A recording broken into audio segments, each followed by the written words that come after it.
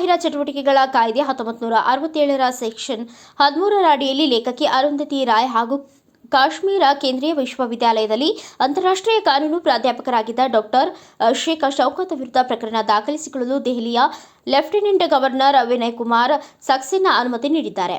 2010ರಲ್ಲಿ Azadi the only way ತಲೆಬರಹದಲ್ಲಿ committee for the release of political prisoners ಸಂಘಟನೆಯು ಆಯೋಜಿಸಿದ್ದ ಸಾರ್ವಜನಿಕ ಕಾರ್ಯಕ್ರಮದಲ್ಲಿ ಪ್ರಚೋದನಾಕಾರಿ ಭಾಷಣಗಳನ್ನು ಮಾಡಲಾಗಿದೆ ಎಂದು ಹಲವಾರು ಮಂದಿ ವಿರುದ್ಧ ಸೋಷಿಯಲ್ ಪಂಡಿತ್ ದೂರು ದಾಖಲಿಸಿದರು.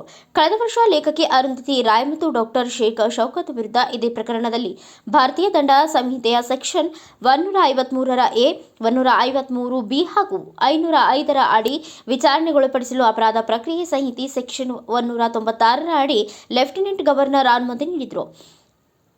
ಯುಎಪಿಎಯ ಸೆಕ್ಷನ್ 13 ಯಾವುದೇ ಕಾನೂನುಬಾಹಿರ ಚಟುವಟಿಕೆಯನ್ನು ಸಮರ್ಥಿಸುವುದು, ಪ್ರೋತ್ಸಾಹಿಸುವುದು ಅಥವಾ ಪ್ರಚೋದಿಸುವುದರ ಬಗ್ಗೆ ವ್ಯವಹರಿಸುತ್ತದೆ ಮತ್ತು ಈ ಸೆಕ್ಷನ್ಗಳ ಅಡಿಯಲ್ಲಿ ಅಪರಾಧ ಸಾಬೀತಾದರೆ 7 ವರ್ಷದವರೆಗೂ ಜೈಲು ಶಿಕ್ಷೆಗೆ ಗುರಿಯಾಗುತ್ತದೆ.